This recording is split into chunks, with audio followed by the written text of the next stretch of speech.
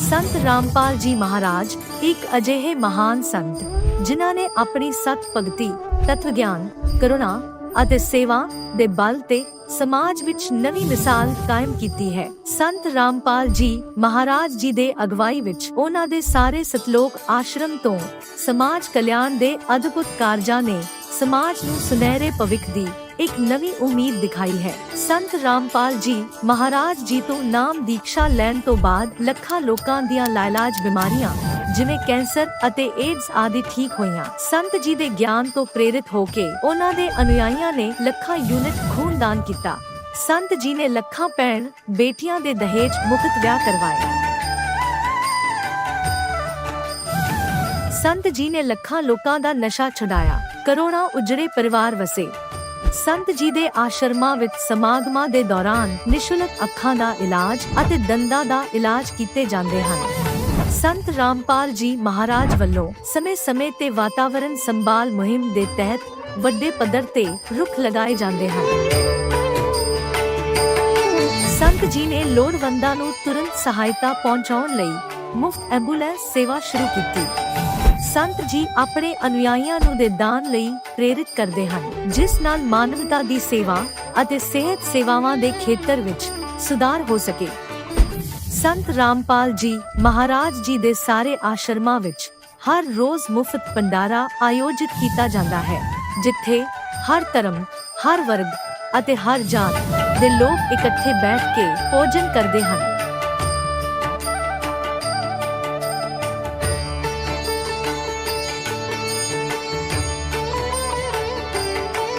संत रामपाल जी महाराज दे आश्रमां विच हजारां बुजुर्गां नूं सन्मान ਅਤੇ ਪਿਆਰ ਨਾਲ ਜੀਵਨ ਜਿਉਣ ਦਾ ਮੌਕਾ ਮਿਲਦਾ ਹੈ। ਉਹਨਾਂ ਦੇ ਖਾਣ, ਰਹਿਣ ਅਤੇ ਸਿਹਤ ਦੀ ਪੂਰੀ ਜ਼ਿੰਮੇਵਾਰੀ ਸੰਤ ਰਾਮਪਾਲ ਜੀ ਮਹਾਰਾਜ ਚੱਕਦੇ ਹਨ।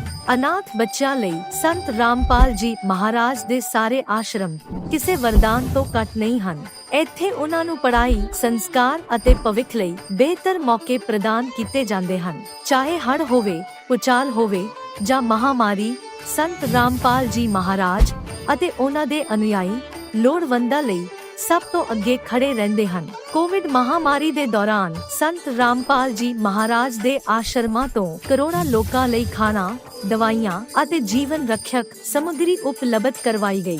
ਚਾਹੇ ਗਰੀਬਾਂ ਦੀ ਮਦਦ ਹੋਵੇ ਜਾਂ ਸ਼ੋਸ਼ਿਤ ਅਤੇ ਪੀੜਿਤ ਵਰਗ ਦੇ ਹੱਕਾਂ ਅਤੇ ਸਨਮਾਨ ਦੀ ਲੜਾਈ, ਸੰਤ ਰਾਮਪਾਲ ਜੀ ਮਹਾਰਾਜ ਨੇ ਹਮੇਸ਼ਾ ਹੀ ਉਹਨਾਂ ਦੀ ਦਬੀ ਆਵਾਜ਼ ਨੂੰ ਸਰਕਾਰਾਂ ਤੱਕ ਪਹੁੰਚਾਇਆ ਹੈ ਅਤੇ ਉਹਨਾਂ ਨੂੰ ਉਚਿਤ ਨਿਆਂ ਦਿਵਾਉਣ ਵਿੱਚ ਅਹਿਮ ਭੂਮਿਕਾ ਨਿਭਾਈ ਹੈ। ਸਮਾਜ ਵਿੱਚ ਅਧਿਆਤਮਿਕ ਅਤੇ ਸਮਾਜਿਕ ਮੁੱਲਾਂ ਪ੍ਰਤੀ ਜਾਗਰੂਕਤਾ ਲਿਆਉਣ ਲਈ ਸੰਤ ਰਾਮਪਾਲ ਜੀ ਮਹਾਰਾਜ ਹਰ ਕਦਮ ਤੇ ਮਾਨਵਤਾ ਦੇ ਸੱਚੇ ਸੇਵਕ ਸਾਬਤ ਹੋਏ ਹਨ।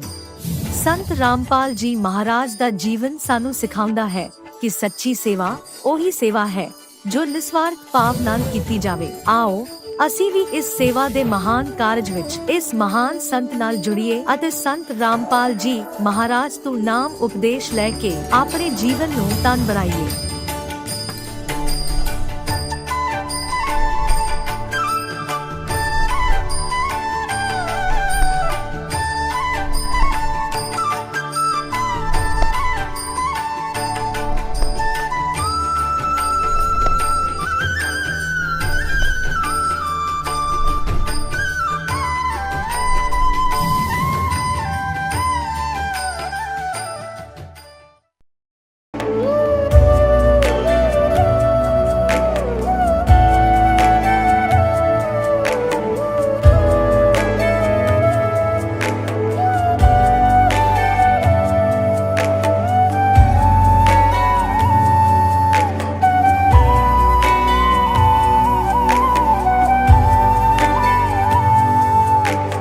जब लग गुरु मिले न सांचा, तब लग गुरु करो 10 पांचा। क्या गुरु बदल सकते हैं? क्या गुरु बदलने से पाप लगता है? आध्यात्म के इस मैदान में आखिर सही गुरु कौन है? गीता जी में वर्णित तत्वदर्शी संत कौन है? इन सभी प्रश्नों के उत्तर जानने के लिए अवश्य सुनिए जगत गुरु तत्वदर्शी संत रामपाल जी महाराज के मंगल प्रवचन। दर्शकों, आज के दौर में जहां अधिकतर युवा आधुनिक मनोरंजन और क्षणिक सुख सुविधाओं में उलझे हुए हैं, वहीं कुछ लोग ऐसे भी हैं जो सही मार्ग पर चलने और जीवन को सार्थक बनाने का प्रयास कर रहे हैं। हमारे साथ हैं छत्तीसगढ़ के जीपीएम क्षेत्र से बुद्ध सेन जी, जिनकी कहानी बिल्कुल अनोखी है। बुद्ध सेन जी को दिमाग में ट्यूमर था, जिसकी वजह से उन्हें मिर्गी के दौरे पड़ते थे और आंखों की रोशनी भी धीरे धीरे कमजोर हो रही थी। इसी बीच एक दिन उन्होंने फेसबुक पर एक अद्भुत ज्ञान और शास्त्रों के अनुरूप भक्ति की पुस्तक का विज्ञापन देखा। उन्होंने इस पुस्तक को मुफ्त में ऑर्डर किया और घर बैठे 1 महीने के भीतर प्राप्त कर लिया। पुस्तक को पढ़ने के बाद उन्होंने नाम दीक्षा ली और तब से उनके जीवन में अद्भुत परिवर्तन होने लगा। वह ट्यूमर जो किसी बड़े ऑपरेशन के बिना ठीक नहीं हो सकता था, बिना किसी शल्य चिकित्सा के ही ठीक हो गया। उनके सारे कष्ट धीरे धीरे समाप्त हो गए। तो चलिए जानते हैं स्वयं बुद्ध सेन जी से कि उन्हें कौन सी पुस्तक प्राप्त हुई और आज वे किस महापुरुष की शरण में हैं। तो आइए सुनते हैं बुद्ध सेन जी की यह कहानी उन्हीं की जुबानी। नमस्कार सर। नमस्कार सर। सर क्या नाम है आपका? बुद्ध सेन दास। बुद्ध सेन जी आप कहाँ से हैं? जिला जीपीएम छत्तीसगढ़। बुद्ध सेन जी, संत रामपाल जी महाराज जी से आप कब जुड़े? 10/7/2022। संत रामपाल जी महाराज जी से जुड़ने से पहले आप क्या भक्ति साधना करते थे? संत रामपाल जी महाराज से नाम दीक्षा लेने से पहले हम तमाम देवी देवता और पितर पूजा करते थे भगत जी। सर फिर क्या कारण बना कि आप संत रामपाल जी महाराज जी की शरण में आए? सर मुझे मिर्गी बीमारी और झटका आता था भगत जी। ऐसे 5 साल हो गया था सर जी। तो पापा को बोला कि मैं एक बार डॉक्टर से चेक करवा लेते हैं। चलते चलते आप मेरे को बेहोशी आ जाता था। तो पापा जी बोले ठीक है। उसके बाद हम जिला अस्पताल सिम्स बिलासपुर गए। उसके बाद वहाँ एमआरआई हुआ सर जी। एमआरआई का रिपोर्ट आने में 2-3 हफ्ता लग गया। उसके बाद रिपोर्ट आने के बाद पता चला कि सिर में 1.8 + 1.7 mm का ट्यूमर है सर जी। उसके बाद अनेकों डॉक्टर के पास फिर भी दिखाए तो सभी डॉक्टर बोले कि इसका ऑपरेशन होगा और ऑपरेशन होए बिना नहीं बनेगा। तो सर जी पिताजी घबरा गए कि ऑपरेशन होगा तो बहुत खर्च लगेगा। इस बीमारी के कारण मुझे मिर्गी का दौरा भी आता था और कई प्रकार की परेशानी शरीर में आ जाता था, जैसे कि आँख भी कम दिखता था सर जी। इसी कारण संत रामपाल जी महाराज से नाम उपदेश दिए। सर जैसा कि आपने बताया कि आपको डॉक्टर ने ट्यूमर नाम की बीमारी बता दी थी और उसका ऑपरेशन भी बोल दिया था, तो संत रामपाल जी महाराज जी के बारे में आपको कैसे पता लगा? जी ऐसे संत रामपाल जी महाराज के बारे में तो एक बार मोबाइल देख रहा था फेसबुक के पेज में जाके, तो वहाँ जीने की राह पुस्तक थी भगत जी। तो मुझे तो पुस्तक पढ़ने की बहुत शौकीन था और तो उसे एक बार मंगा के देख के पढ़ लूँ, ये सोच कर मन में विचार आया सर जी। तो उसे ऑनलाइन ऑर्डर किया। तो ऑर्डर करने के बाद वो 1 महीने बाद मेरे घर पे आया। तो उसे 1-2 हफ्ता पढ़ने के बाद समझ में आया कि ये बात तो सही लिखी है इसमें, और बाकी तो ये जो बाकी के संत बताते हैं शास्त्र के विरुद्ध बताते हैं। तो 10/7/2022 को जाके नाम उपदेश मनिंद्रगढ़ नज़दीकी केंद्र में लिए। आपने बताया कि आपको ट्यूमर जैसी बहुत ही खतरनाक बीमारी थी, तो क्या संत रामपाल जी महाराज जी से जुड़ने के बाद आपकी बीमारी ठीक हुई? संत रामपाल जी महाराज से नाम उपदेश लेने के बाद मेरे सिर में जो ट्यूमर था वो ठीक हो गया और झटका आना भी बंद हो गया और मैं अब सब कुछ काम कर सकता हूँ सर जी। और कहा जाए तो मेरे को तो बाइक चलाने भी नहीं दिया जाता था, तो अब बाइक भी चला लेता हूँ सर जी। सर जैसे कि मैंने बताया संत रामपाल जी महाराज से नाम उपदेश लेने के बाद मेरे दिमाग में ट्यूमर की गांठ थी और जो मैं बिलासपुर जिला अस्पताल सिम्स में जाके चेक करवाया भगत जी, तो पता चला ये पॉजिटिव रिपोर्ट दे सकते हैं। और ये उस संत रामपाल जी महाराज से सेकंड नाम उपदेश लेने के बाद का ये दूसरा रिपोर्ट सर जी, ये दूसरा रिपोर्ट निगेटिव एकदम से नॉर्मल। डॉक्टर तो ऑपरेशन बताया था और संत रामपाल जी महाराज के आशीर्वाद से दास का ब्रेन ट्यूमर ठीक हो गया। सर जी दास को तो अनेकों प्रकार के छोटे मोटे लाभ संत रामपाल जी महाराज दिए हैं, जैसे कि घर में माता पिता लोग बहुत मांस तंबाकू गुटखा शराब पीते थे, वो अब छोड़ दिए हैं सर जी। और दादाजी भी उसको टीबी का बीमारी था, उसमें भी राहत है सर जी। सर, जैसा कि आपने बताया कि संत रामपाल जी महाराज जी की शरण में आने के बाद आपको बहुत सारे लाभ प्राप्त हुए। आपको ब्रेन ट्यूमर की बीमारी थी, डॉक्टर ने आपको ऑपरेशन बोल दिया था और संत रामपाल जी महाराज जी की कृपा से बिना ऑपरेशन के आप ठीक हो गए। आपने पॉजिटिव रिपोर्ट भी दिखाई और फिर नेगेटिव रिपोर्ट भी दिखाई। तो जो दर्शक आज आपको देख रहे हैं, खास करके बहुत सारे लोग जो इन बीमारियों से ग्रस्त हैं, उनके लिए आप क्या कहना चाहेंगे? जो लाइव देख रहे हैं उनको मैं यह कहना चाहूँगा कि संत रामपाल जी महाराज का सत्संग मोबाइल पर सर्च मारिए और जो सत्संग के नीचे पीली पट्टी आती है उसमें जो नंबर रहता है उस पर कॉल करके सभी जानकारी प्राप्त कर ज्ञान समझ कर संत रामपाल जी महाराज से नाम उपदेश लें।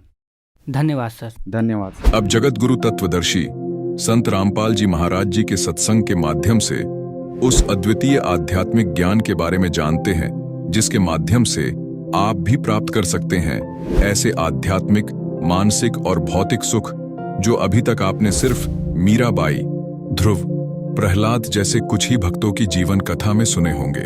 अब सुनिए तत्वदर्शी संत के संग शास्त्र अनुकूल भक्ति सत्संग, ऐसा अद्वितीय आध्यात्मिक ज्ञान जिसका है सर्वधर्मों के पवित्र शास्त्रों में प्रमाण।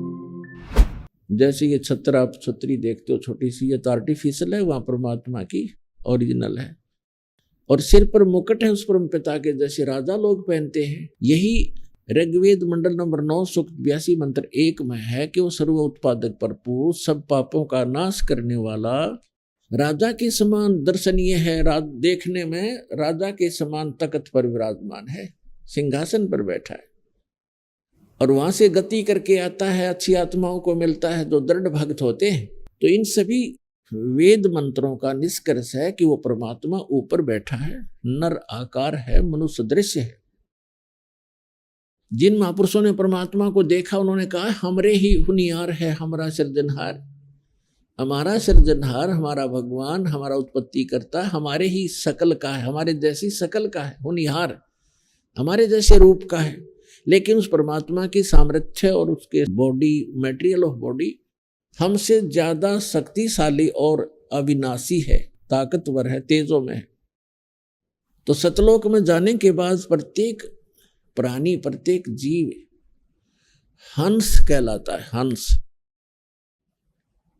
और वहां जाने के बाद प्रत्येक का जो शरीर बनता है वो, जैसे हमें यहाँ शरीर मिला ये कच्चा है, किसी कारण से भी विनाश को प्राप्त हो जाता है। वहां जो शरीर मिलेगा वो कभी विनाश को नहीं प्राप्त होगा। उसमें नाड़ी तंत्र नहीं है, उसके अंदर ब्लड प्रेशर, शुगर, कैंसर आदि कोई रोग नहीं होता। वहां वृद्ध अवस्था नहीं है और वहां सदा युवा रहते हैं।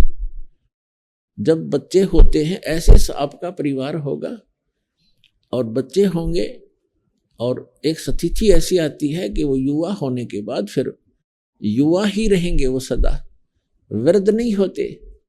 और इतने शुद्ध विचार हैं, किसी वस्तु का भाव नहीं वहां पर। यहाँ तो एक हीरा आपने शायद किसी ने जीवन में देखा भी नहीं होगा, हीरा। और वहां सतलोक के अंदर हीरों के तो पहाड़ हैं, जैसे यहाँ पत्थर के पहाड़ हैं, वहां हीरे ठोकरों में रले मिलेंगे आपको। और दूधों की दरिया बहती है, सदाबहार वृक्ष हैं, किसी चीज का भाव नहीं, जहां बैठो कुछ खाओ। और सब पकवान आपको किसी प्रकार के पकवान, जैसे परमात्मा जब काशी में आए हुए थे 120 वर्ष रहे, तो एक बार किसी ने मजाक कर दिया था, झूठी चिट्ठियां डाल दी थी कबीर भगवान के नाम से कि सभी साधु संत आओ और कबीर साहब भंडारा कर रहे हैं। और उस समय लीला कर रहे थे, दाता एक गरीब कति एक सिंपल भगत की झोंपड़ी में रहा करते थे, 2 समय का मुश्किल से आहार होता था और जिसके द्वार पर 18 लाख व्यक्ति आ गए। तो वो परमात्मा स्वयं गए अपने निज स्थान सतलोक में और वहां से 9 लाख बैलों के ऊपर बने बनाई जलेबी, कचौड़ी, पकौड़ी, दही, बड़े, बूंदी, लाडू सब कुछ भरकर, दाल, चावल, खांड, खीर सब कुछ बने बनाया और यहाँ सेकंड में लाता रहे। तो वहाँ सब वस्तुएं आपको उपलब्ध हैं। तो वहाँ कोई राग नहीं, कोई द्वेष नहीं। या तो हम कभी किसी जमीन के बंटवारे पर लड़ मरते हैं, जमीन वहीं रह जाती है और इंसान मर जाते हैं। तो ये वृत्ति खराब क्यों होगी हमारी? क्योंकि एक तो ज्ञान नहीं और दूसरा हमारे साथ भगवान नहीं। जब हमारे साथ भगवान होगा और ज्ञान होगा, हमें किसी चीज का अभाव यहां भी नहीं रहेगा। जब तक आप यहां रहोगे, आपकी सुरक्षा होगी, आपके बच्चों की सुरक्षा होगी। तभी तो हम भगवान की खोज करते हैं कि हमारा परिवार सुखी रहे, हम भी निरोग रहें, हमारी अकाल मृत्यु ना हो। चलो मृत्यु तो ये मानते हैं हम, बूढ़े में बुढ़ापा मर जाएं, लेकिन बीच में ना मरे।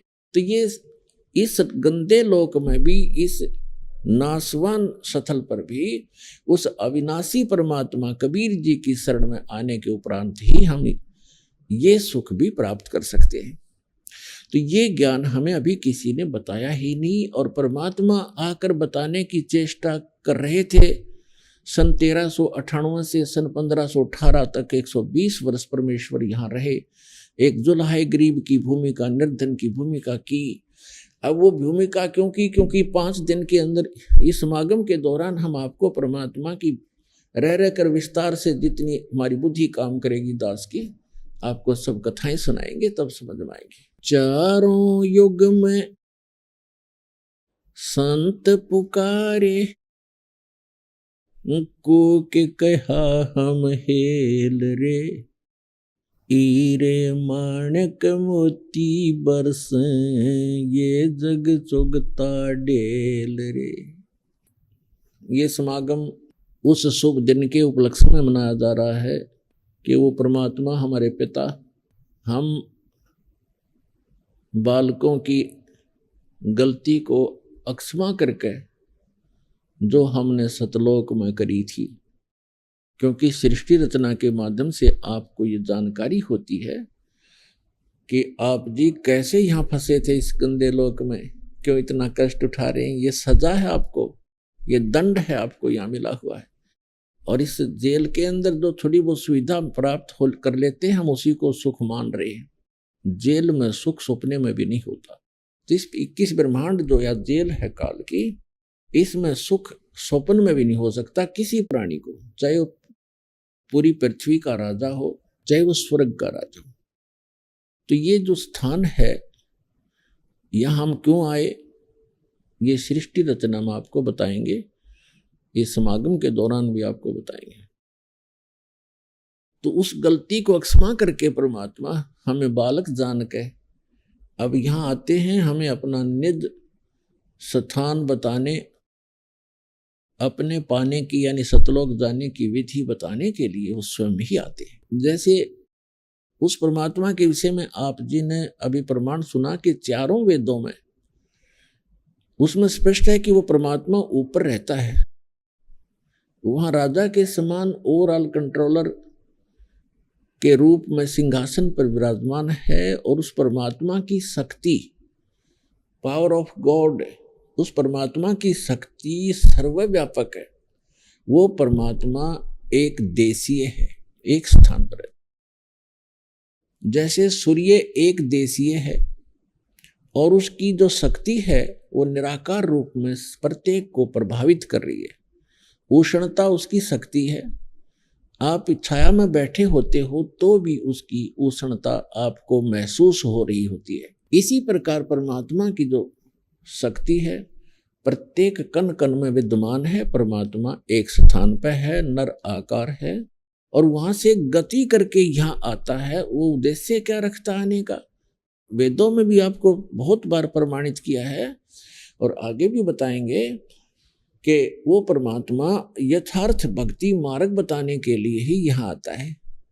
हमें यदि किसी वस्तु की आवश्यकता है तो मोक्ष मार्ग है वो। मोक्ष माने यहाँ इस बंधन से छूट जावा जो कर्म बंधन से हम बंधे हुए हैं, और कर्मों के बंधन से छुड़वाने वाले को बंदी छोड़ कहते हैं। और कर्म के बंधन को केवल वो बंदी छोड़ परमेश्वर सत्य पुरुष कबीर साहब ही छुड़वा सकते हैं।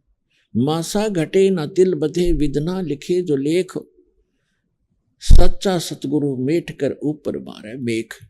अब जब परमात्मा यहाँ आते हैं, हम उस परमात्मा को पहचानते नहीं। क्यों नहीं पहचानते? क्योंकि हमने डेफिनेशन ऑफ गॉड व रॉन्ग सुन रखी होती है।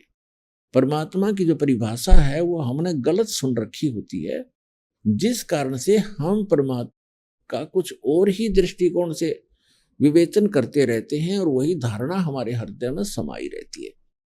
इसलिए वो परमात्मा यहाँ परमात्मा कम और एक मानव की तरह अधिक लीला करता है, ताकि हम उसके निकट रहकर कुछ उनके ज्ञान को फॉलो कर सके। तो इसलिए वो परमात्मा स्वयं आकर के यहाँ पर ज्ञान देते हैं। तो वो परमात्मा ऊपर रहते हैं, वहां से गति करके आते हैं, अच्छी आत्माओं को मिलते हैं और उनको फिर अपने सतलोक ले जाकर वापस छोड़ते हैं, अपना गवाह बनाकर छोड़ जाते हैं।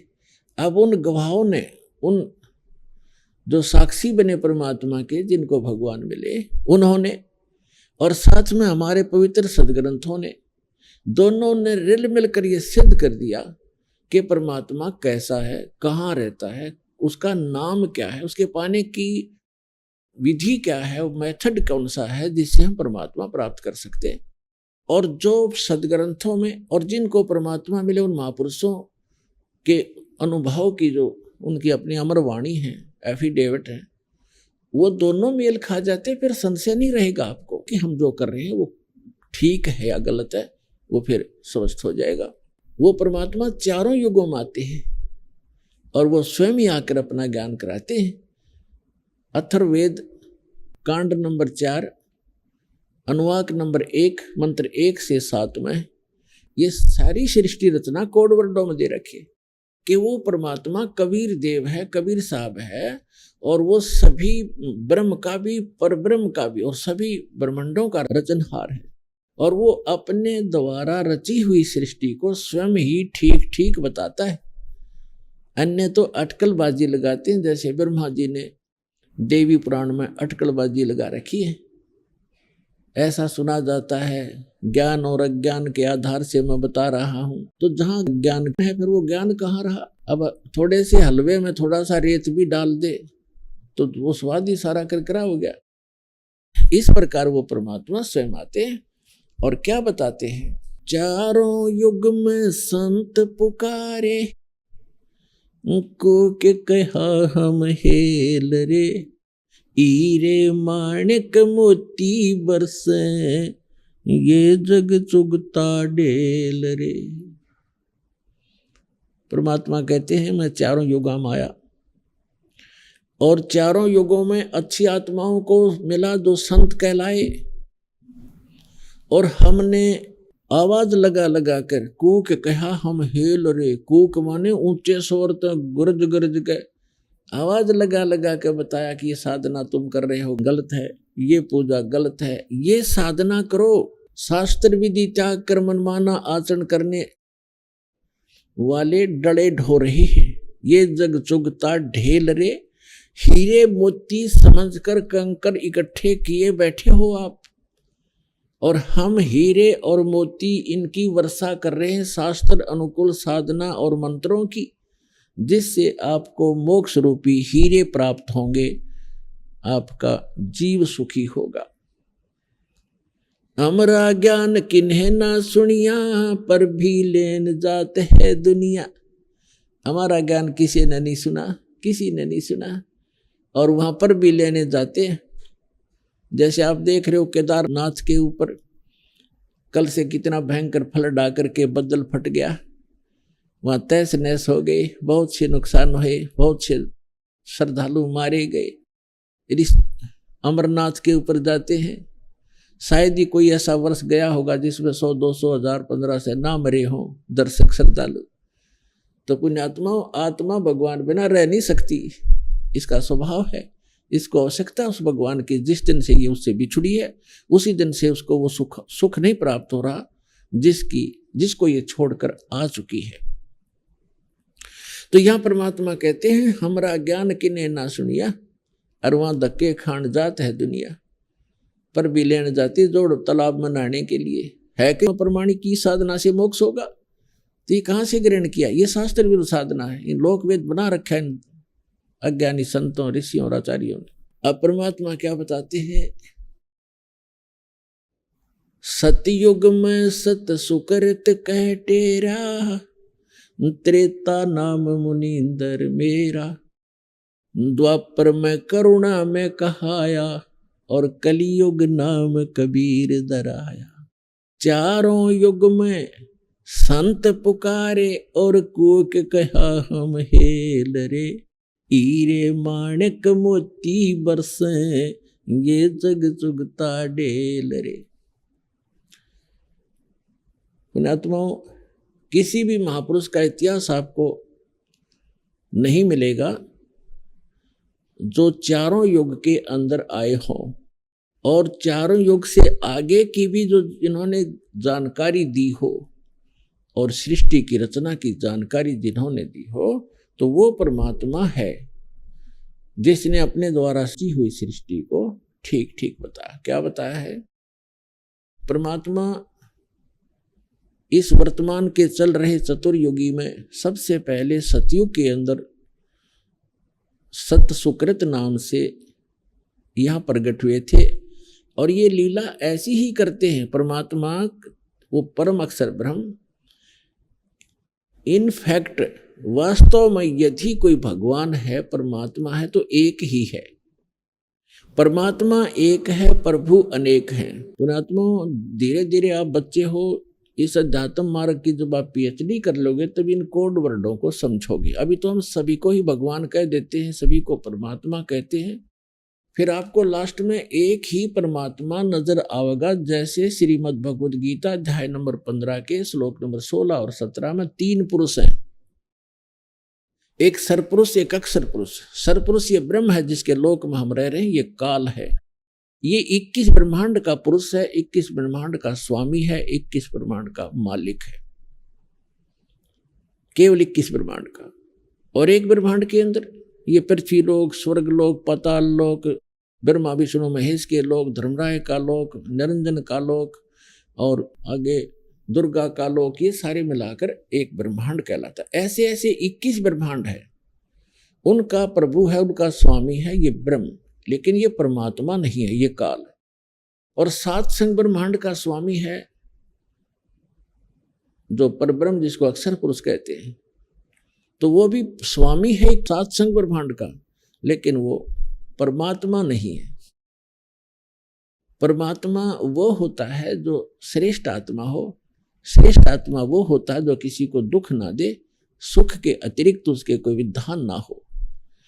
तो वो परमात्मा सत्य पुरुष है जो असंग ब्रह्मांड का स्वामी भी है और परमात्मा भी है। वो सत्य पुरुष है।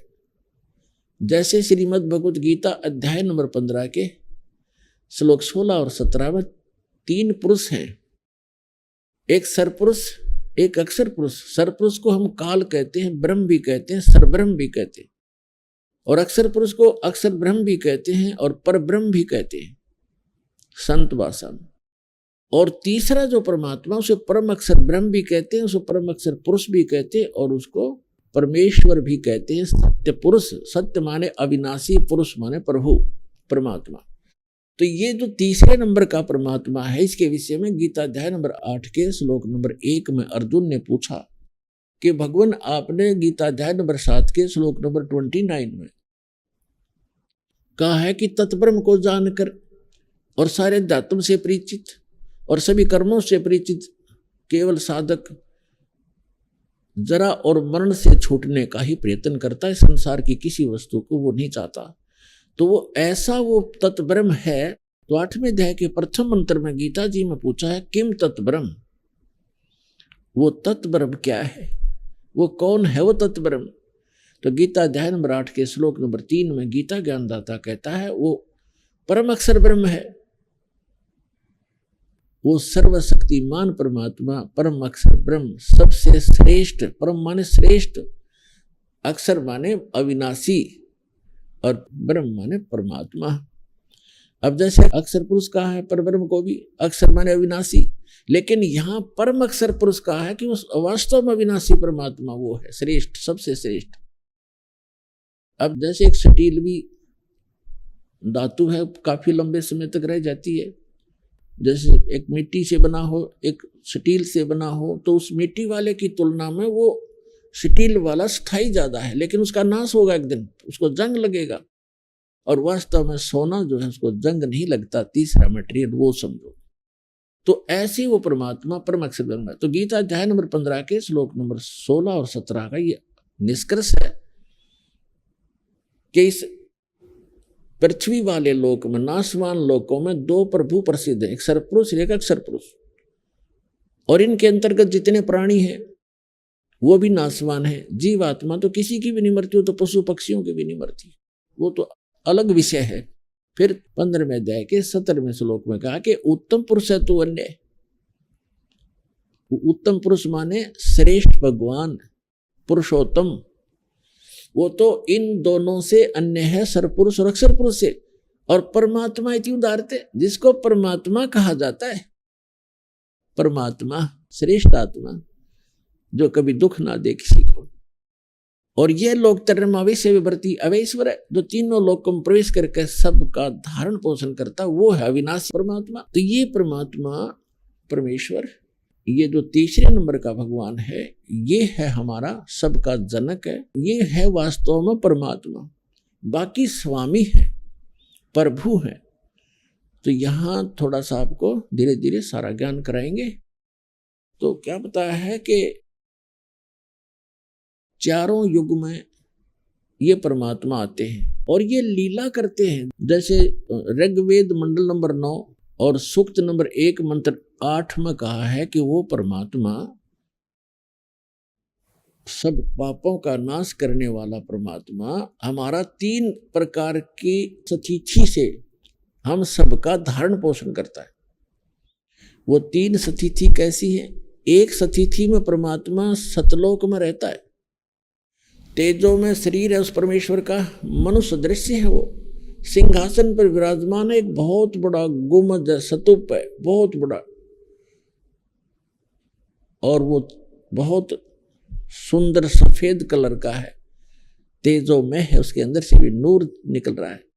उसके बीच में सिंहासन पर परमात्मा विराजमान है, एक राजा के समान बैठे हैं, उनके सिर पे मुकुट है और ऊपर छत्र है, और उनके ऊपर चंवर अपने आप भी होता है जब इच्छा होती है, और बाकी वो रखा भी रहता है। वो है परमात्मा की प्रथम सतिथि।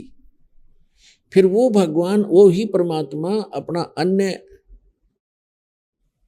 रूप धारण करके अपने शरीर को सरल करके, क्योंकि वहां जो परमात्मा बैठे हैं परमेश्वर परम अक्षर ब्रह्म, उनके एक रोम में, एक रोमकूप कहो, एक रोम कहो, रोम तो कहते हैं बाल को, रोमकूप जहां बाल उगता है, उस परमात्मा के एक रोम में, एक रोमकूप में समझो इतनी रोशनी है, करोड़ सूर्य मिला दे, करोड़ चंद्रमा, वो भी फीकी पड़े। तो वो परमात्मा का ऐसा नूरी शरीर है, मनुष्य सदृश्य है, सिर पर मुकुट है, और वहां जाकर हंस सभी उस परमात्मा पर चंवर करते हैं, अपने मालिक पर। जो यहाँ से निकल कर जाता है सीधा भगवान के पास जाता है, चरणों में प्रणाम करते हैं, वो परमात्मा सीने से लगाते हैं प्रत्येक को, और फिर वहाँ चंवर करते हैं आदर से। फिर उसको कहता बेटा आराम से रहो, ये तुम्हारे बने बनाए महल वहाँ खाली पड़े थे, विश्राम करो, गलती बनी तुम्हारे से, कोई ना लौट आए। अब भी कहते सुबह का भूला शाम को आ जाए तो भूला नहीं कहलाता, और हम युगों से भूले पड़े यहाँ पर।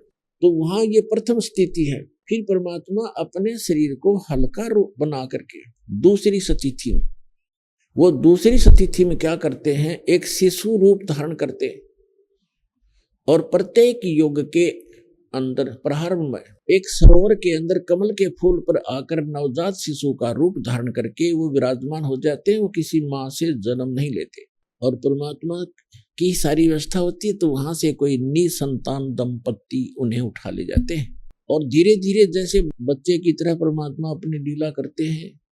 छोटी सी उम्र में ही 4-5 वर्ष की आयु में ही बड़े बड़े विद्वानों के छक्के छुड़ाने लग जाते हैं, और धीरे धीरे बड़े होते हैं और एक नेक नागरिक की भूमिका करते हैं।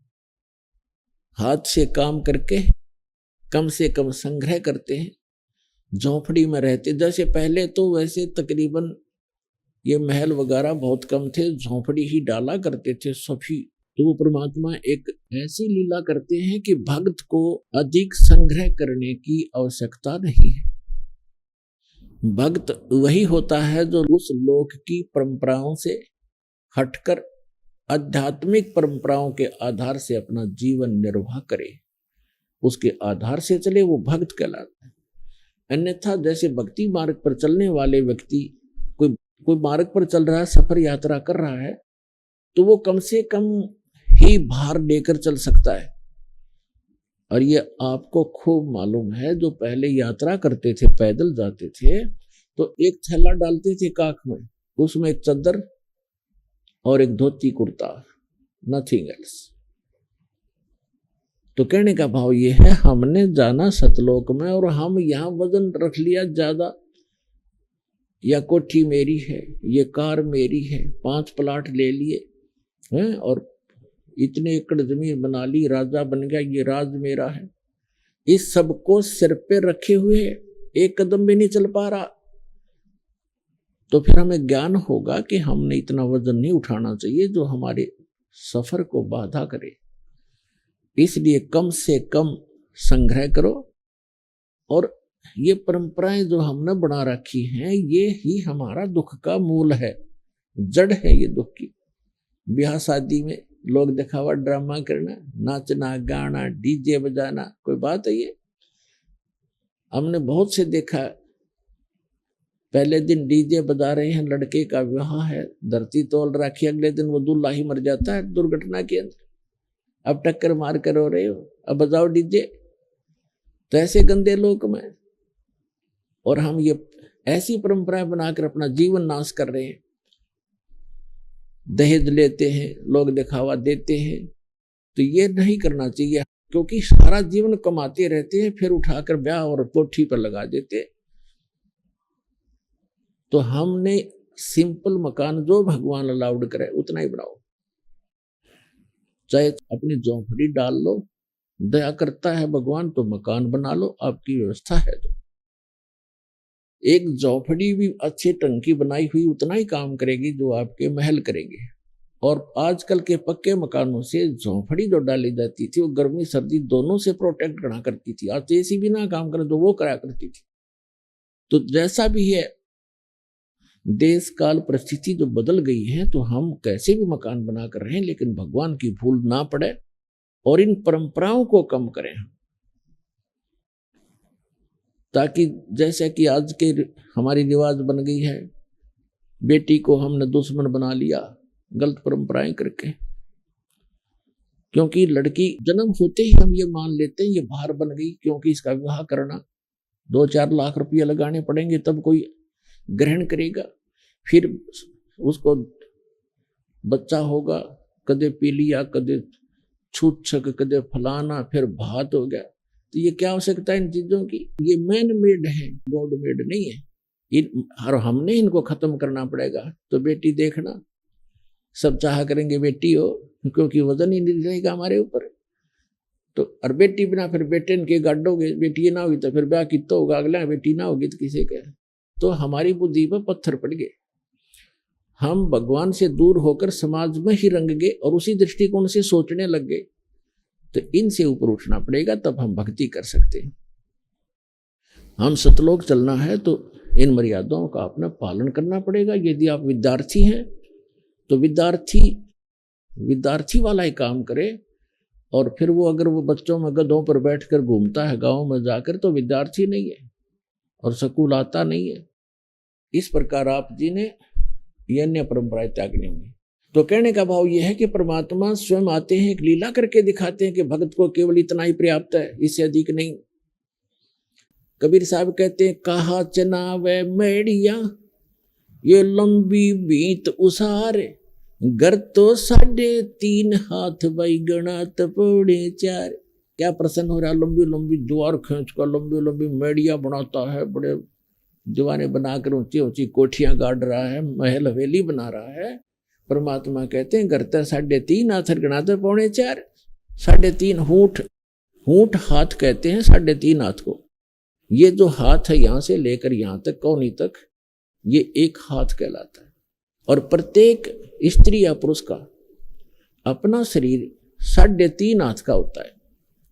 ये 3 तो पूरे और आधा इतना होता है। परमात्मा कहते हैं आप चाहे 4 मंजिल की कोठी बना रखिए और 20-20 कमरे कक्ष हैं, एक चारपाई पे इतने स्थान पर सोओगे आप, किसी कोने में कहीं डाल लेना। तो ये बाकी बकवाद किस लिए कर रखी है? तो परमात्मा कहते हैं घर तो 3.5 हाथ और गणा तो 3.25। कहने का भाव ये नहीं है कि तुम आपके 3.5 हाथ बना लो, यानी आवश्यकता से अधिक बनाने की कोई आवश्यकता नहीं, वो हमारी मूर्खता होगी। आवश्यकता अनुसार मकान बनाओ, 2 कमरे हैं, 3 चाहिए, 4 चाहिए, अपने परिवार अनुसार, या एक में ही काम चलता है तो क्यों डले डोए बेमतलब के। भक्ति उद्देश्य रखे और भक्ति में बाधा करे, उस वस्तु और उस रिवाज को तुरंत त्याग दे, परंपरा को। अब प्रसंग चल रहा है, हम उसी पर आते हैं। तो वो परमात्मा प्रत्येक युग में आते हैं और प्रत्येक युग में ऐसी लीला करते हैं, कमल के फूल पर आकर विराजमान होते हैं। और कमल का फूल जल में होता है, जिस कारण से हमारे सदग्रंथों में उस परमात्मा को नारायण कहते हैं। नारायण का अर्थ है, नार माने जल, आयन माने उस पर आकर विराजमान होने वाला नारायण। हम श्री विष्णु जी को नारायण मानते हैं, ये भी नारायण हैं, जितने सतर के ये नारायण हैं। ये भी शेष नाग पर लेट के तो नारायण हो गए। हम शंकर भगवान को भी नारायण मानते हैं, वो भी भगवान है, लेकिन वास्तव में नारायण जो है ये परमात्मा है, जिसके लिए वेद और ग्रंथ हमारे नारायण बोलते हैं। तो वहां से ये निसंतान दंपति उठा ले जाते हैं। तो सतयुग में परमात्मा जब आए, एक विद्याधर नाम के ब्राह्मण थे और दीपिका नाम की उनकी पत्नी धर्मपत्नी थी। वो ससुराल से आ रहा था अपनी पत्नी को लेकर के। तो परमात्मा तालाब के ऊपर विराजमान थे, तो तालाब के अंदर कमल के फूल पर शिशु रूप धारण किए लेटे हुए थे। उनकी दृष्टि पड़ गई, उस बच्चे को उठा करके अपने घर ले आए। तो वहां उनकी परवरिश की लीला हुई, धीरे धीरे बड़े हुए। बहुत सा मनु जैसे विद्वान जो पाक रहे थे वेदों के, उनके छक्के छुड़ा दिए जाता ने, लेकिन उसको वामदेव कहने लगे। वामदेव, वामदेव माने उल्टा ज्ञान देने वाला। उल्टा, वाम माने उल्टा, जैसे दाना हाथी बामा हाथ, बामा वाम। इस तरह उनको ना सुन करके अपनी प्रभुता छूटी नहीं, ज्ञान भगवान का ग्रहण ना स्वयं किया ऋषियों ने, ना हमें करने दिया। फिर अगले जन्म में परमात्मा की दया हुई, वही आत्माएं जो विद्याधर और दीपिका वाली आत्माएं त्रेता के अंदर एक वेद विज ब्राह्मण नाम का ब्राह्मण हुआ और सूर्या नाम की उसकी पत्नी का संयोग हुआ। वो वही आत्मा थी जो सतयुग में थे। और इसी प्रकार परमात्मा उनको त्रेता में भी ऐसे ही कमल के फूल पर मिले। वो उस समय भी निसंतान थे अपने आत्मा। अब आप देखते हो परमात्मा कहते हैं, जो जन मेरी शरण है ताका हूं मैं दास, और गैल गैल लाग्या फिरूं जब तक धरती आकाश। जो बच्छा गऊ की नजर में यूं साईं को संत, भक्तों के पीछे फिरे वो भक्त वत्सल भगवंत। अब ये तो हम 4 युगों की कथा सुना रहे हैं, तो बहुत युगों से हम भटक रहे हैं। तो पिछले संस्कार से ही परमात्मा इन पुण्यात्माओं के साथ लगे हुए थे। इस विद्याधर और दीपिका वाली आत्मा को ये संतान भी दे सकते थे पुण्यात्माओं। अब हमारी तो एक ऐसी मेंटेलिटी बन गई जहां हम रह रहे हैं, जिस समाज में, क्योंकि ये काल प्रेरित है और इसने अपने खाने के लिए संतानों उत्पत्ति करवाना ही करवाना है। इसने यहाँ ऐसा सिस्टम फिट कर दिया, ये जीव के बस की बात नहीं संतान उत्पत्ति ना करे, इसका विवश है यहाँ। और फिर परमात्मा ने क्या किया कि उनको संतान नहीं दी। क्यों नहीं दी? संतान भी दे सकते थे। अपने आत्माओं समाज के अंदर और एक सामान्य समाज में और एक भगत जो समाज अलग से बनता है उसमें अंतर होता है। और इसी कारण से जगत और भगत का विरोध बताया कि बैर रहता आपस में। कारण क्या है कि भगत के नियम कुछ अन्य होते हैं और समाज उस यहाँ की परंपरा से ही रंगा हुआ होता है, उसी को मूल मानता है। यदि हम संसार की दृष्टि से तोलें तो जिनके संतान नहीं है तो संसार जो है, आम व्यक्ति, आम समाज ये समझता है कि इसका बहुत बड़ा दुर्भाग्य है। और यहाँ तक, पहले तो यहाँ तक कहा करते कि जो निसंतान है, बे औलादा है, सुबह सुबह तो उसके दर्शन भी ना होने चाहिए। वो उसको इतना हेय मान रखा था। तो पुण्यात्माओं, जिनके संतान नहीं होती थी उनका जीना दुर्भर हो जाता था समाज के अंदर। संतान में भी विशेषकर हम पुत्र को ही मुख्य मानते रहे। और भगत समाज के अंदर परमात्मा के दृष्टिकोण से हम सोचते हैं तो वो व्यक्ति जिसका संतान नहीं है वो एक नंबर का भगवान आत्मा है। अब यहां समस्या है कि संसार किस दृष्टिकोण से सोचता है और भगवान का विधान क्या कहता है। अब वो पुण्यात्मा क्यों है? क्योंकि इस मनुष्य जीवन का मूल उद्देश्य हमारा मोक्ष कराना है। और यदि उस निसंतान दंपति को ये ज्ञान समझ में आ जाए और वो समाज की तरफ ना देखकर बहुत आसानी से भक्ति करके पीछा छुड़ा सकता है। अब ठीक है, संतान होना बुरा नहीं बताया भगवान ने, लेकिन जो संतान भगवान से नहीं जुड़ेंगी वो आपको सदा दुखी ही करेंगी, क्योंकि उनके जो बुरे संस्कार साथ होंगे, आगे उनके संस्कारों में परिवर्तन भगवान करेगा नहीं, क्योंकि वो जुड़े नहीं। तो उनको दुख होगा तो आप भी साथ दुखी रहोगे, माता पिता भी, और वो भक्ति बाधक बनेंगी क्योंकि आपकी टेंशन का कारण बने रहेंगे। तो इस कारण से परमात्मा जो बताना चाहते हैं कि जिनका संतान नहीं है, ठीक है, समाज उनको कुछ भी सोचे और कहे, लेकिन भगवान के विधान अनुसार वो एक नंबर की पुण्य आत्मा है। जब भक्ति करें और भक्ति नहीं करती है तो वो तो फिर और भी ज्यादा दुर्भाग्य है उनका। समाज के भी ताने सहन करने पड़ते हैं और भगवान से भी दूर रह रही है, तो वो महादुर्भाग्य उनका। इसलिए जिनके संतान नहीं है उनका मोक्ष बहुत ही आसानी से होगा। भक्ति कर लें, नाम शुरू कर दें और संसार से मन हटा लें, परमात्मा के विधान को आधार मान कर जीवें, तो सारा दिन भक्ति करनी। अब समस्या ये आती है कि बुढ़ापे में हमने कौन से बाढ़ेगा? अरे भगवान रहा संभालने वाला सबको। अब बेटा अमेरिका में और माता पिता यहाँ हिंदुस्तान में, और दोनों का रोग हो गया। वो पड़ोसी ठाए अंडे उसने, और बेटा वहाँ बैठा अमेरिका में, वो मर लिए, तीसरे दिन वापस आया, मरे पाछे भी तीसरे दिन आया। चाट ले उस बेटे ने, बता के सारा दे दिया बेटे ने। अपने कर्म साथ देंगे, भगवान साथ देगा। एक त्रिलोचन नाम के भगत थे, संतान नहीं थी, भक्ति करते थे। पत्नी का देहांत हो चुका था, वृद्धावस्था में अकेला रह गया था। एक नौकर रखा हुआ था, सेवादार उसने। तो वो सेवादार कहने लगा, मेरे घर पे ऐसी ऐसी घटना घट गई महाराज जी, मैंने जाना पड़ेगा। वो बोला, जा बेटा, देखी जाएगी, दुखी सुखी होकर मैं अपना थोड़ा बहुत टहलूं, करूंगा अपना कार्य।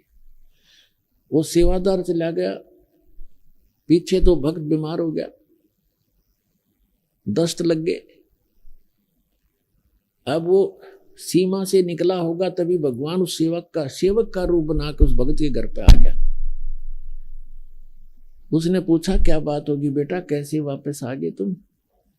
कि महाराज जी मेरा मन नहीं माना, आप न छोड़ के जाऊं, आप तो वृद्ध हो, बीमार से हो, कुछ अस्वस्थ भी चल रहे हो, कुछ दिन के बाद चला जाऊंगा जब आप स्वस्थ हो जाओ। तो उसने कहा, धन्य है बेटा आपको, आपने ऐसी सोच रखी।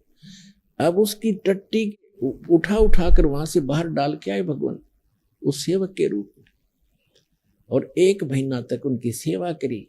स्वस्थ रहोगे और खूब नहावें धोहावें, अच्छा बैठावें और परमात्मा की कथा सुने और सुनावें।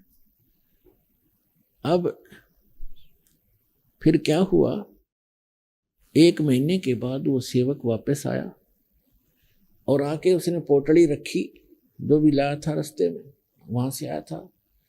उसी समय भगवान वहां से निकल गए।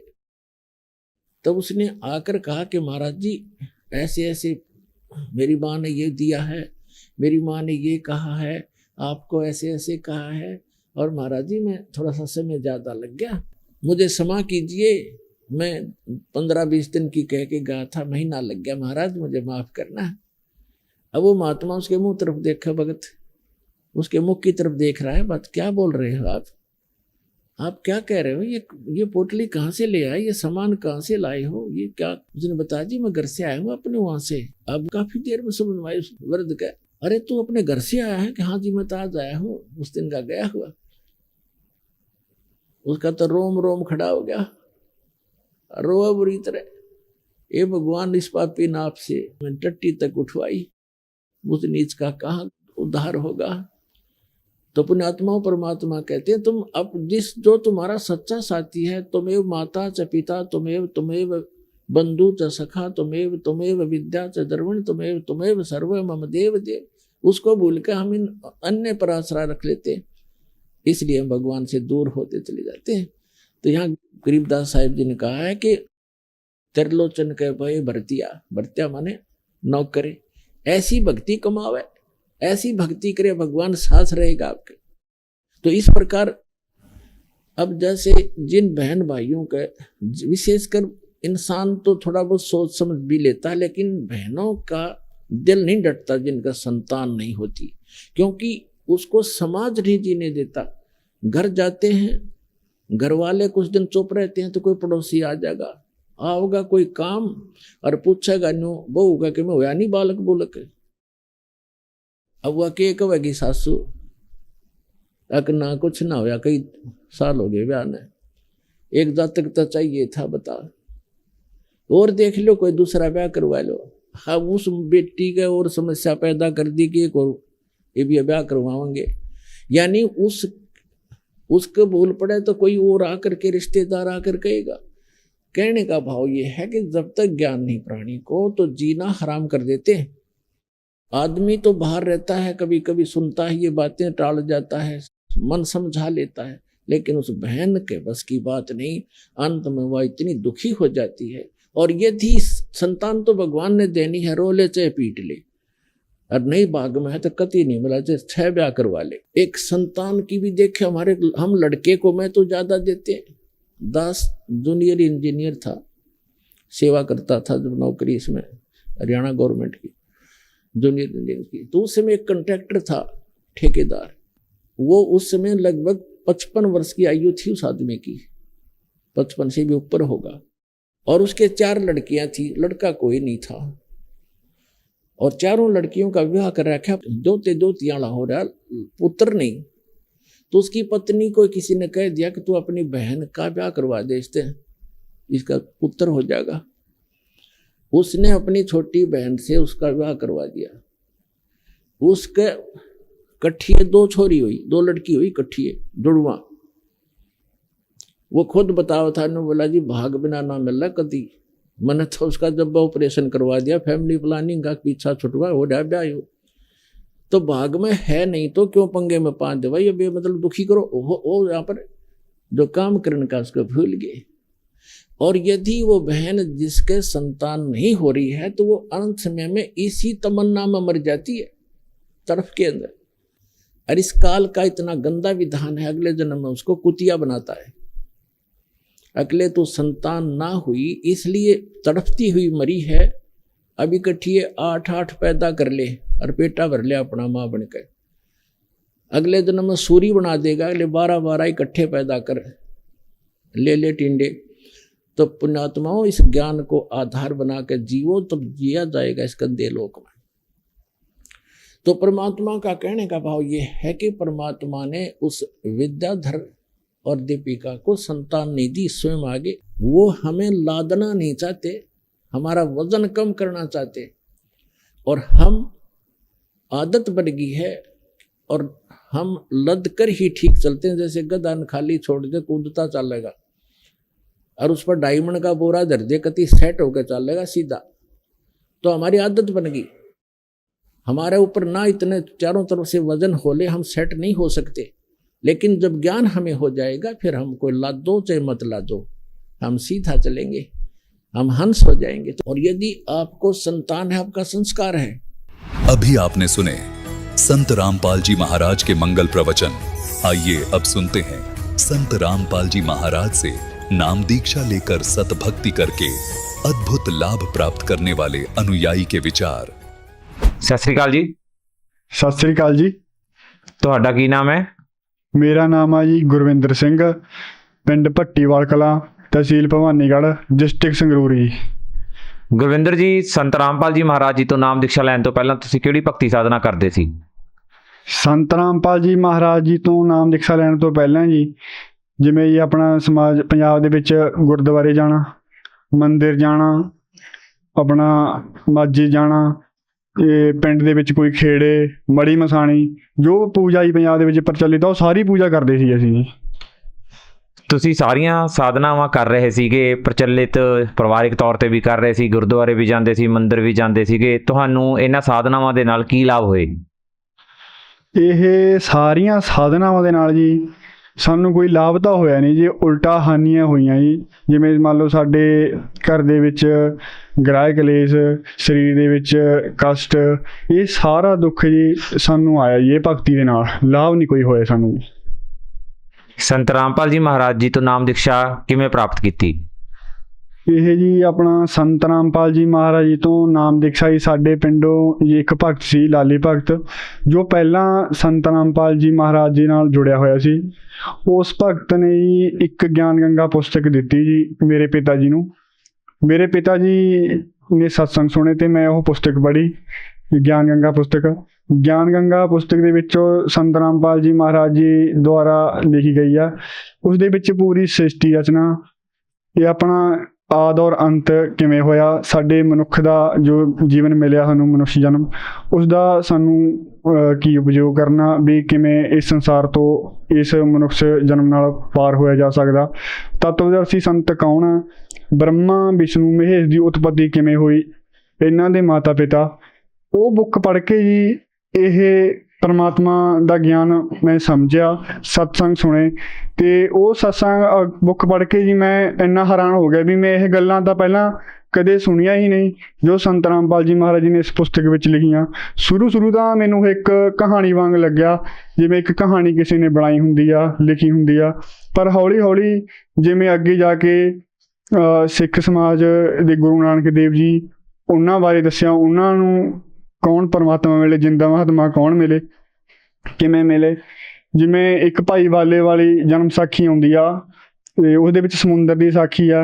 ਉਹ ਸਮੁੰਦਰ ਦੀ ਸਾਖੀ ਵਿੱਚ ਉਹਨਾਂ ਨੇ ਦੱਸਿਆ ਵੀ ਸਾਨੂੰ ਉਹ ਜਿੰਦਾ ਮਹਾਤਮਾ ਕੌਣ ਮਿਲਿਆ। 3 ਦਿਨ ਆਪਣਾ ਗੁਰੂ ਨਾਨਕ ਦੇਵ ਜੀ ਅਲੋਪ ਰਹੇ, ਉਹ ਕਿੱਥੇ ਗਏ, ਸਤਲੁਗ ਵਿੱਚ ਉਹਨਾਂ ਨੂੰ ਕੌਣ ਮਿਲਿਆ।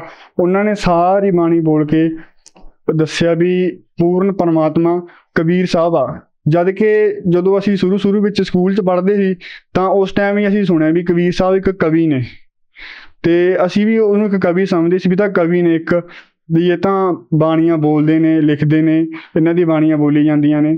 ਪਰ ਹੌਲੀ ਹੌਲੀ ਜਦੋਂ ਅਸੀਂ ਉਹ ਪੁਸਤਕ ਪੜ੍ਹੀ ਤਾਂ ਸਾਨੂੰ ਹੌਲੀ ਹੌਲੀ ਪੂਰਨ ਵਿਸ਼ਵਾਸ ਹੋ ਗਿਆ ਵੀ ਅਗਰ ਹੈ ਤਾਂ ਪੂਰਨ ਪਰਮਾਤਮਾ ਕਬੀਰ ਸਾਹਿਬ ਨੇ, ਜੋ ਸੰਤ ਰਾਮਪਾਲ ਜੀ ਮਹਾਰਾਜ ਜੀ ਨੇ ਸਿੱਧ ਕੀਤਾ ਵੀ ਪੂਰਨ ਪਰਮਾਤਮਾ ਕਬੀਰ ਸਾਹਿਬ ਨੇ।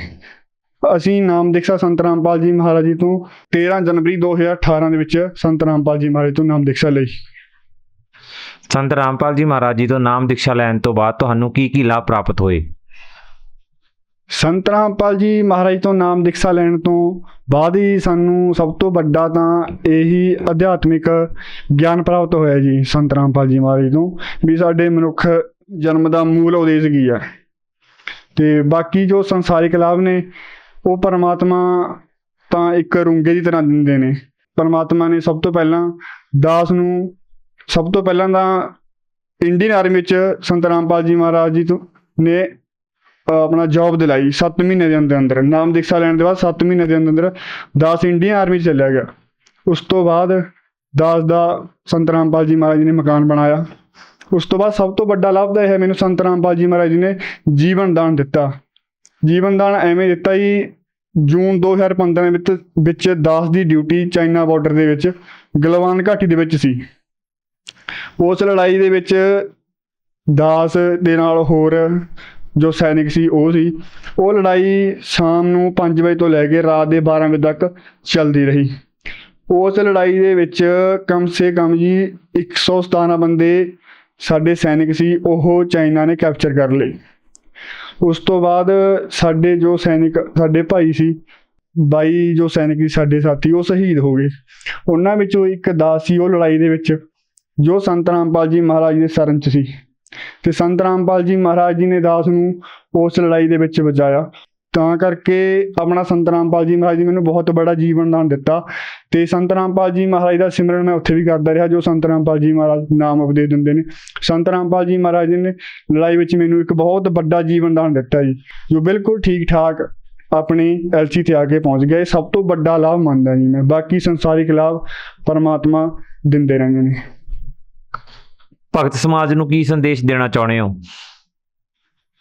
ਭਗਤ ਸਮਾਜ ਨੂੰ ਜੀ ਮੇਰਾ ਇਹੀ ਪ੍ਰਾਰਥਨਾ ਜੀ, ਮੇਰੀ ਹੱਥ ਜੋੜ ਕੇ ਵੀ ਸੰਤ ਰਾਮਪਾਲ ਜੀ ਮਹਾਰਾਜ ਜੀ ਇੱਕ ਸਾਫ ਸੁਥਰਾ ਤੇ ਇੱਕ ਸਵੱਛ ਯੂਥ ਤਿਆਰ ਕਰ ਰਹੇ ਨੇ ਜੋ ਆਪਣੇ ਹੋਰ ਲੋਕ ਨੇ ਭਾਈਚਾਰਾ ਆਪ ਦੇ ਵਿੱਚ, ਤੇ ਉਹਨਾਂ ਦਾ ਗਿਆਨ ਸੁਣੋ। ਜਿਵੇਂ ਮੈਂ ਇੱਕ ਗਿਆਨ ਗੰਗਾ ਪੁਸਤਕ ਪੜ੍ਹ ਕੇ ਸੰਤ ਰਾਮਪਾਲ ਜੀ ਮਹਾਰਾਜ ਜੀ ਦੇ ਸ਼ਰਨ 'ਚ ਆਇਆ, ਤੁਸੀਂ ਵੀ ਇਹ ਗਿਆਨ ਗੰਗਾ ਪੁਸਤਕ ਇੱਕ ਵਾਰ ਜ਼ਰੂਰ ਪੜ੍ਹੋ। ਇਸ ਨੂੰ ਪੜ੍ਹ ਕੇ ਦੇਖੋ, ਆਪਣੇ ਗ੍ਰੰਥਾਂ ਦੇ ਨਾਲ ਮੇਲ ਕਰੋ। ਜੇਕਰ ਸੰਤ ਰਾਮਪਾਲ ਜੀ ਮਹਾਰਾਜ ਜੀ ਦਾ ਗਿਆਨ ਸੱਚਾ ਹੈ, ਸਾਫ ਸੁਥਰਾ ਹੈ, ਤੁਸੀਂ ਸੰਤ ਰਾਮਪਾਲ ਜੀ ਮਹਾਰਾਜ ਦੀ ਸ਼ਰਨ ਜਾ ਕੇ ਸ਼ਰਨ ਜ਼ਰੂਰ ਗ੍ਰਹਿਣ ਕਰੋ ਇੱਕ ਵਾਰ ਆ ਕੇ, ਕਿਉਂਕਿ ਇਸ ਦੇ ਨਾਲ ਜੋ ਸਾਡੇ ਦੇਸ਼ਾਂ ਦੇ ਵਿੱਚ ਇੱਕ ਦੂਸਰੇ ਦੇਸ਼ ਨਾਲ ਲੜਾਈਆਂ ਹੋ ਰਹੀਆਂ ਨੇ, ਸਾਡੇ ਵਿੱਚ ਆਪਸ ਦੇ ਵਿੱਚ ਗ੍ਰਹਿ ਕਲੇਸ਼ ਆ, ਤੇ ਇਹ ਬਿਲਕੁਲ ਸਾਫ ਸੁਥਰਾ ਸਵੱਛ ਸਮਾਜ ਤਿਆਰ ਹੋਊਗਾ ਇੱਕ ਸੰਤ ਰਾਮਪਾਲ ਜੀ ਮਹਾਰਾਜ ਦੀ ਸ਼ਰਨ ਦੇ ਵਿੱਚ ਆਉਣ ਨਾਲ। ਮੇਰੀ ਇਹੀ ਹੱਥ ਜੋੜ ਕੇ ਬੇਨਤੀ ਆ, ਮੈਂ ਇੱਕ ਸੈਨਿਕ ਹੋਣ ਦੇ ਨਾਤੇ ਸਮਾਜ ਨੂੰ, ਮੈਂ ਭਗਤ ਸਮਾਜ ਨੂੰ ਇਹੀ ਸੰਦੇਸ਼ ਦੇਣਾ ਚਾਹੁੰਦਾ ਕਿ ਸੰਤ ਰਾਮਪਾਲ ਜੀ ਮਹਾਰਾਜ ਦੁਆਰਾ ਲਿਖੀ ਗਈ ਗਿਆਨ ਗੰਗਾ ਪੁਸਤਕ ਇੱਕ ਵਾਰ ਜ਼ਰੂਰ ਪੜ੍ਹੋ, ਫਿਰ ਉਸ ਤੋਂ ਬਾਅਦ ਸੰਤ ਰਾਮਪਾਲ ਜੀ ਮਹਾਰਾਜ ਦੇ ਸਤਸੰਗ ਸੁਣੋ, ਤਾਂ ਕਿ ਅਸੀਂ ਵੀ ਇੱਕ ਸਵੱਛ ਤੇ ਸਾਫ ਸੁਥਰਾ ਸਮਾਜ ਤਿਆਰ ਕਰ ਸਕੀਏ ਜਿਵੇਂ ਸੰਤ ਰਾਮਪਾਲ ਜੀ ਮਹਾਰਾਜ ਚਾਹੁੰਦੇ ਹਨ ਤਿਆਰ ਕਰਨਾ ਇੱਕ ਸਾਫ ਸੁਥਰਾ ਸਮਾਜ। ਮੇਰੀ ਇਹੀ ਅਪੀਲ ਆ, ਇਹੀ ਬੇਨਤੀ ਆ। ਜੇਕਰ ਕੋਈ ਸੰਤ ਰਾਮਪਾਲ ਜੀ ਮਹਾਰਾਜ ਜੀ ਤੋਂ ਨਾਮ ਉਪਦੇਸ਼ ਲੈਣਾ ਚਾਹੁੰਦਾ ਹੈਗਾ, ਉਹ ਕਿਸ ਤਰ੍ਹਾਂ ਲੈ ਸਕਦਾ ਹੈ? ਜੇਕਰ ਕੋਈ ਵੀ ਵਿਅਕਤੀ ਭਗਤ ਭਾਈ ਆਪਣਾ ਸੰਤ ਰਾਮਪਾਲ ਜੀ ਮਹਾਰਾਜ ਜੀ ਤੋਂ ਨਾਮ ਦੀਕਸ਼ਾ ਲੈਣਾ ਚਾਹੁੰਦਾ, ਤਾਂ ਅੱਜ ਕੱਲ੍ਹ ਸੋਸ਼ਲ ਮੀਡੀਆ ਦਾ ਜ਼ਮਾਨਾ ਹੈ। ਜਿਵੇਂ ਕਿ ਸੋਸ਼ਲ ਮੀਡੀਆ ਦੇ ਉੱਪਰ YouTube ਦੇ ਉੱਪਰ ਆਪਣਾ ਸੰਤ ਰਾਮਪਾਲ ਜੀ ਮਹਾਰਾਜ ਸਰਚ ਕਰੋ ਤਾਂ ਉਹਨਾਂ ਦੇ ਸਤਸੰਗ ਆਉਣਗੇ। ਸਤਸੰਗਾਂ ਦੇ ਨੀਚੇ ਇੱਕ ਪੀਲੇ ਰੰਗ ਦੀ ਪੱਟੀ ਚੱਲਦੀ ਹੈ ਨੀਚੇ, ਉਹਦੇ ਵਿੱਚ ਆਸ਼ਰਮ ਦੇ ਨਾਮ ਨੰਬਰ ਦਿੱਤੇ ਹੋਣਗੇ, ਤੁਸੀਂ ਉਹਨਾਂ ਤੇ ਕੰਟੈਕਟ ਕਰਕੇ ਪਤਾ ਕਰ ਸਕਦੇ ਹੋ। ਬਾਕੀ ਤੁਸੀਂ ਗੂਗਲ ਤੇ ਸਰਚ ਕਰ ਸਕਦੇ ਹੋ www.jagatgurusantarampaljimaharaj.org ਸਰਚ ਕਰੋ, ਤੁਹਾਨੂੰ ਸਾਰੇ ਨੰਬਰ ਮਿਲ ਜਾਣਗੇ, ਤੁਸੀਂ ਉਹਨਾਂ ਤੇ ਕੰਟੈਕਟ ਕਰੋ ਤੇ ਸੰਤ ਰਾਮਪਾਲ ਜੀ ਮਹਾਰਾਜ ਤੋਂ ਨਾਮ ਦੀਕਸ਼ਾ ਲੈ ਸਕਦੇ ਹੋ। ਧੰਨਵਾਦ ਜੀ। ਧੰਨਵਾਦ ਜੀ।